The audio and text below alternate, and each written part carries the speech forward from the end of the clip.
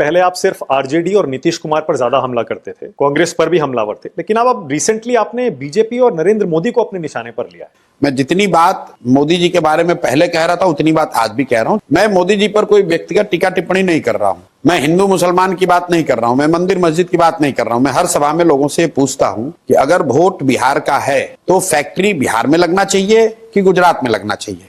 लोग बताते हैं कि नहीं भैया, वोट हम लोग का है तो फैक्ट्री तो यहां लगना चाहिए। और फिर मैं पूछता हूं, अच्छा भाई, सभा में जितने लोग बीजेपी को वोट दिए हो, ये बताओ कि 15 साल में मोदी जी ने फैक्ट्री कहां लगाया? बिहार में लगाया है ज्यादा फैक्ट्री कि गुजरात में? तो लोग खुद ही कहते हैं गुजरात में।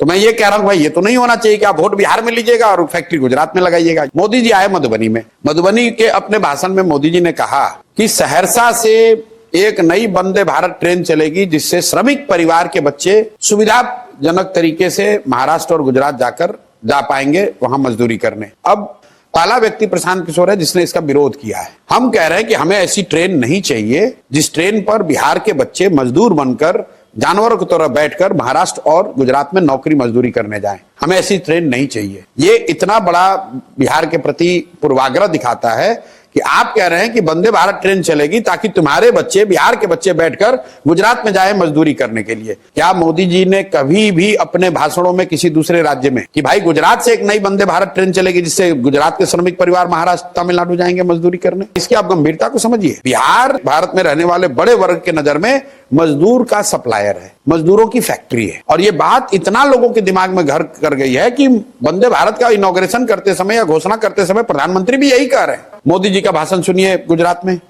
मोदी जी गुजरात में गए, उन्होंने कहा जब गुजरात 2035 में 75 साल का हो तो मैं चाहता हूं कि गुजरात की अभी से प्लानिंग हो कि वहां शिक्षा कैसे होगी, वहां इंडस्ट्री कितना होगा, वहां इनकम कितना होगा, गुजरात में कल्चर की स्थिति क्या होगी। वही मोदी जी आए यहां बिहार में काराकाट में तो कहते हैं यादव सब मेरा परिवार है, कुर्मी मेरा परिवार है, तेली मेरा परिवार है, कलवार मेरा परिवार है, पासवान मुसहर मेरा परिवार है।